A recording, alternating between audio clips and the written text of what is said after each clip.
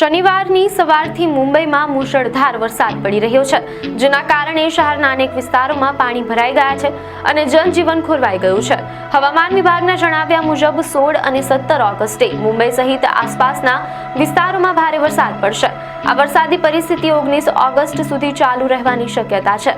વિભાગે નાગરિકોને ચેતવણી આપી છે કે તેઓ દરિયા કિનારે જવાનું ટાળે અને માછીમારોને 19 ઓગસ્ટ સુધી સમુદ્રમાં ન જવાની સલાહ આપવામાં આવી છે.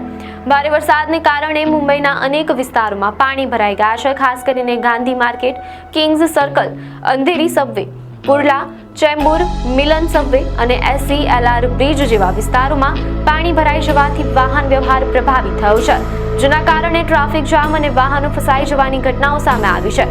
મુંબઈ પોલીસે અપીલ કરી છે કે નાગરિકો બિનજરૂરી મુસાફરીથી દૂર રહે અને સાવચેતી રાખે. પોલીસે નાગરિકોની મદદ માટે તાત્કાલિક વ્યવસ્થા કરી છે અને કોઈ પણ કટોકટીમાં 100 અથવા 112 અથવા 103 પર સંપર્ક કરવાની વિનંતી કરી છે. મુંબઈની સાથે સાથે પડોશી જિલ્લાઓ થાણે, પાલઘર અને રાયગઢમાં પણ ભારે વરસાદની આગાહી કરવામાં આવી છે, જેના માટે આગામી 4 દિવસ માટે ઓરેન્જ એલર્ટ જાહેર કરવામાં આવ્યું છે.